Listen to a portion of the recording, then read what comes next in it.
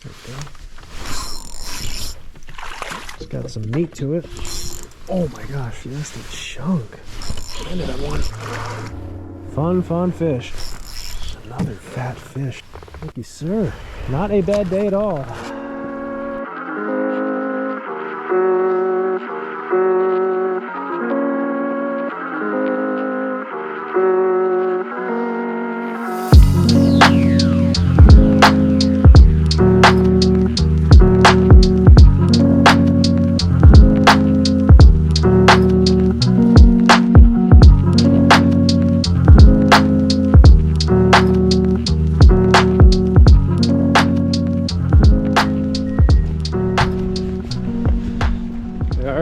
Good morning, folks. Well, we're back. Lake Berryessa, last trip out. Pretty productive. I mean, the morning was slow, but it definitely picked up throughout the day. We're back. Hopefully can replicate that bite. I'd say the one main objective today is actually pretty important because we are just coming up on tournament season, kayak fishing tournament season, of course. And even though this boat is pretty dialed, I feel like I got a good feel for it. There's still one more thing that I have yet to do that I definitely need to practice in this specific kayak, and that's measuring fish. CPR, catch, photo, release. For kayak tournaments, as some of you probably know, it's all catch, photo, release. You put your fish on a board, you get the length in inches, and typically for tournaments, it's your best 5 fish lengthwise, and it's really the only thing that I have yet to do in this specific kayak, and we're coming up on it right here, but I figured today would be a perfect opportunity to dial in that last bit, of course, and I'll show you guys right now.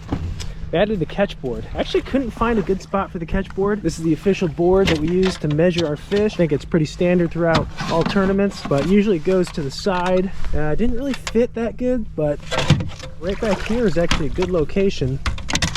It'll fit right there. Always have it tethered just in case.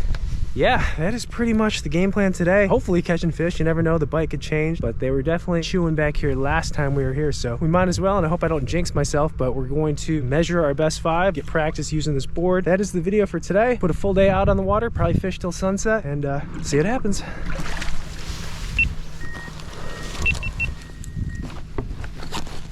Still not loving this net situation. It's okay, but I don't know.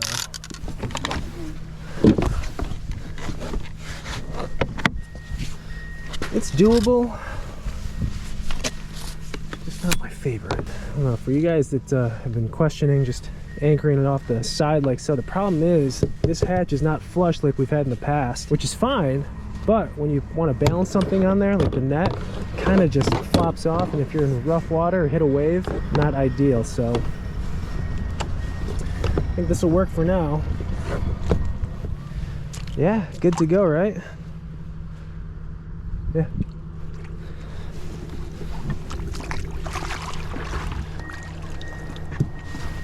Graphs.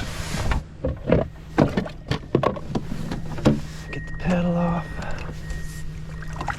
Reminder not to use this ramp on the way back. I think I saw like 50 different nails and screws throughout this ramp. I'm wondering why no one was using it down here. I think that probably answers it. Our 360 in there. They're locked in place. Motor down. The controls are ready.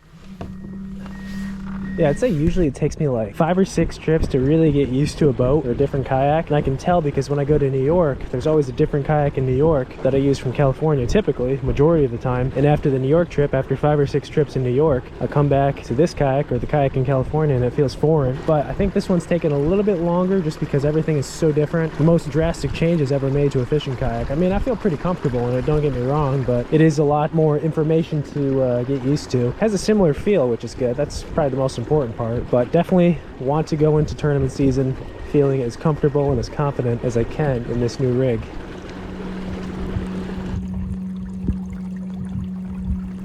Let's just get started here, kind of by the ramp. What's funny is last trip took a while to get on some fish, but probably one of the areas that I saw the most fish on the graph was actually right back here, an area that I didn't even check initially.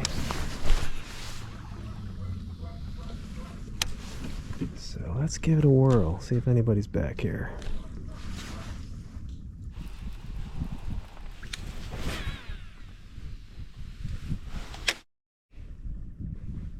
Spike. Oh, something touched me. There's one right jig.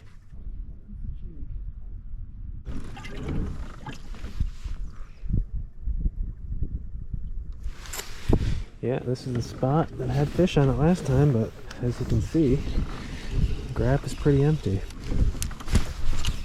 It never comes easy out here. You always got to work for them, but I think this time of year, and if we continue to work and cover water and hopefully figure something out, if we find the right area, they'll be schooled up and can grind out some fish. Yeah, right now, the history spot from last trip.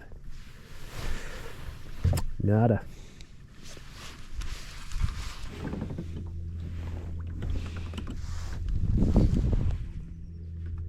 There's a bite. Oh, that was definitely a bite. What? It's 2 bites and they're both in like 22-ish? Maybe they're shallower. Water temp did drop a little bit. Had some rain in between trips. Still 53 degrees though. Plenty warm for them to be up shallow. Lake looks about the same level too. One key thing though last time was depth. I've mentioned this before in winter fishing, really any time of year, but right now specifically, this time of year when it's slower, if you can find that magical depth or that key depth, usually makes you a little bit more efficient when searching for fish on points or anywhere on the lake. Last time it was about 28 to 30. Maybe finding that right depth today will be a factor again, whether it's deeper, shallower, or the same.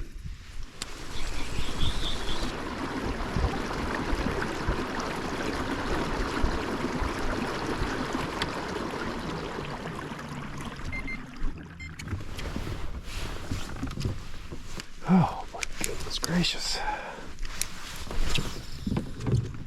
Well, almost 12:30. I'll tell you, I am not a superstitious person, but fishing is starting to make me a little superstitious. I think this was a few videos back, and this has held true, I'd say 90% of the time. That's not an exaggeration. 90% of the time, and our sample size is probably, we'll say, the 30, maybe 40 times I've done it, where I decide at the beginning of a video to weigh or measure, basically keep score of the fish that we are apparently going to catch. 90% of the time, it is a tough day. And sometimes it turns around and sometimes it works out, but more often than not, I feel like doing that is just a jinx. 12:30 almost, like I said, and I don't have a single fish on the boat or on the board. The whole point of today was to practice measuring fish. No practice yet.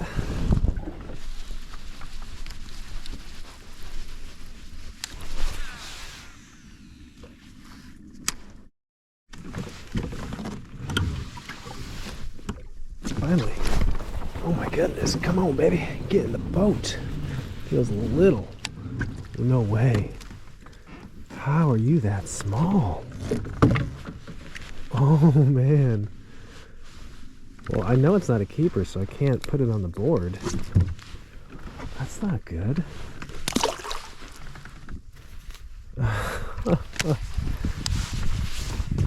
Man, fishing deep with a Ned jig? Did not expect to fish that size.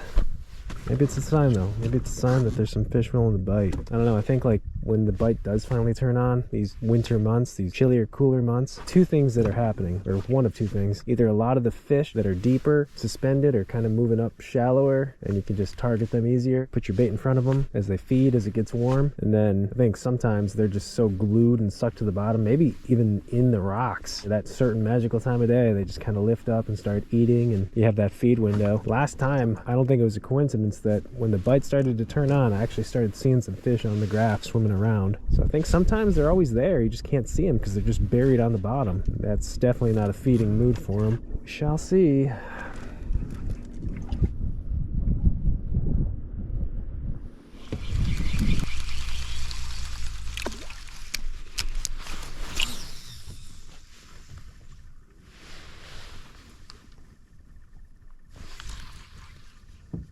Oh my god, finally.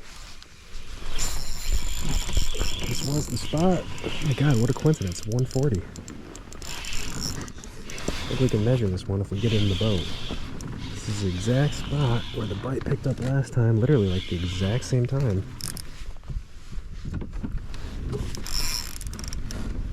I'm gonna have to net him. I just want to practice. Oh, it's a good one.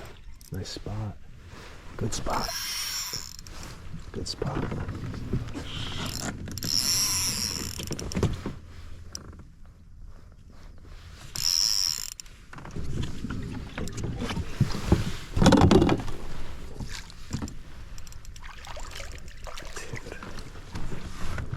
measurable one. That's a balloon. Look how fat that fish is.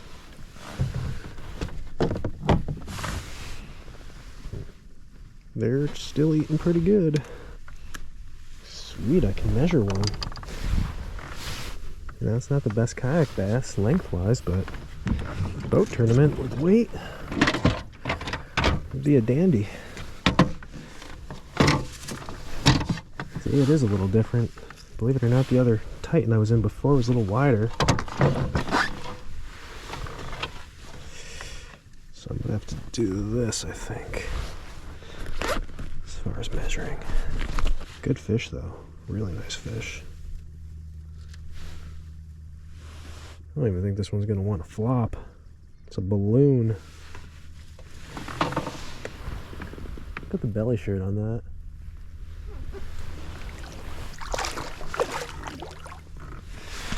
Alright, so it looks like we're measuring like this. I could do this.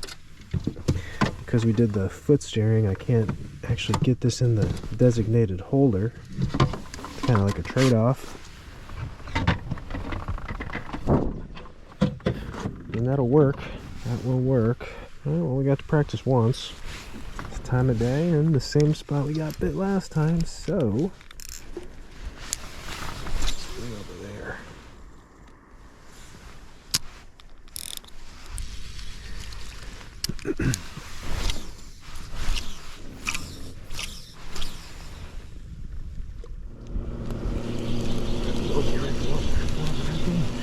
Suspended though.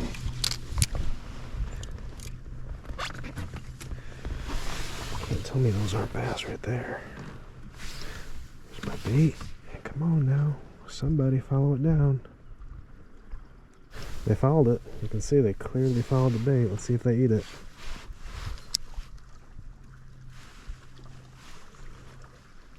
Oh, come on. Oh, it's not good. Dang it. I don't like that. It makes you wonder how many fish have actually seen my bait and even followed it and just looked at it. They do that sometimes. It's a trip. Follow the bait and look at it. They don't eat it. Just don't get it. Don't get it at all. Those fish were suspended though. It was kind of the theory last time that a lot of our bites were actually when our bait would go through some of those suspended fish and they just follow it down and they'd eat it the other day, but those ones didn't. They're being a little picky today, it seems like. 2:45, and I thought that was a positive sign getting bit back here.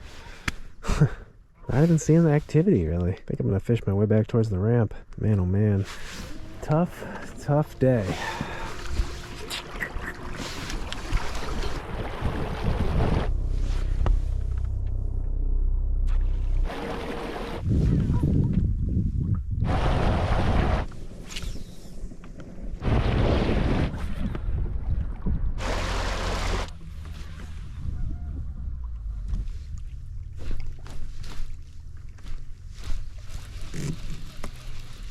I see him down there too. That's the sad thing.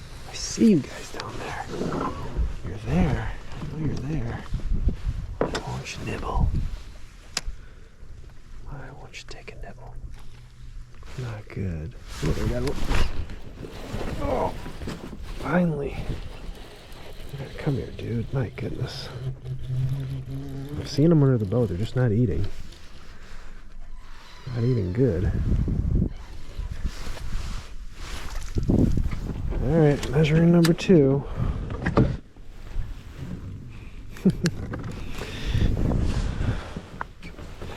12-incher, I think. Seeing them on the graph. They're showing up like they were last time. They just being bashful. Being bashful. Going off behave. Little buddy. 13.5er. Old Ned jig. I don't know if that means anything. Could be just random bites today. Junk fishing. Just make as much noise as I possibly can. That'll help the bite. It's kind of just drifting back there. That fish was just plucking at it.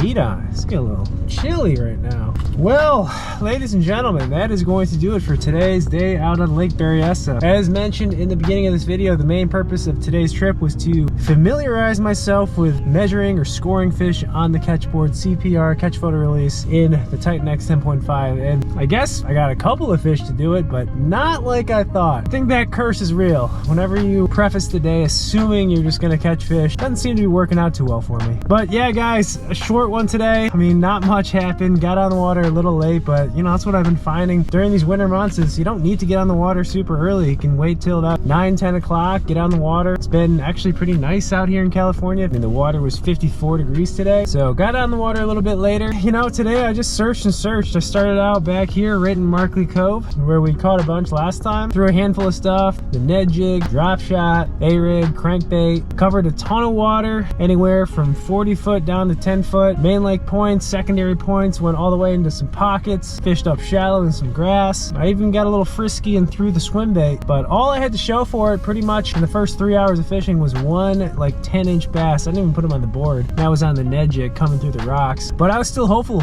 all of today. It is discouraging when you don't get a bite for a long time or you only get one or two, but as I mentioned, the trend this winter has been catching fish later in the afternoon, right up until sunset. So I figured, you know what, just gonna put our time out here. We're gonna stay till dark no matter what, and odds are we'll run across these fish, but I don't know, it just never happened. Did pick up a pretty fat spot on a flatworm, little drop shot, actually in one of the same spots I caught one last time. Scoured that area, fished it pretty thoroughly, couldn't get another bite. Did end up getting another small keeper on the Ned jig by the glory hole, fishing through the rocks. If I were to make a guess today, I would say a lot of the fish today were really sucked to the bottom in the rocks, in the crevices, and I think, you know, the two Ned jig fish were really just putting it right by one's face, popping it out and eating it. I wasn't seeing a lot of fish on the graph, which was different last time. Last time when the bite picked up, I could see him start swimming around, see him in 30 foot. Today didn't really see much, and the ones that I did see, the couple times that I dropped on them, couldn't get bit. So for whatever reason, I think the fish were still there, they were still around, they just were in a very negative mood. I don't know if there was a big feed window last night or yesterday or what, and they were just kind of dormant today, just keeping score to 2 scoreable fish today. So it was good to measure these fish. Was able to do it a couple of times and get a little practice before first tournament of the year. It's a little bit different. It's a new series out here west, a totally different format, so I won't spoil it right now. I will say it's at a place that I've never fished before. I think it'll be a fun experience. Hopefully it's fishing better than Berryessa was today. Guys, it is getting dark. We're all loaded up. I am going to make my way home, retie a lot of stuff, change baits out, and start preparation for the first tournament of the year. So that should be an exciting one. I'm looking forward to tournament season starting. And as always, I thank you guys for watching, for coming along, and I will catch you guys in the next one.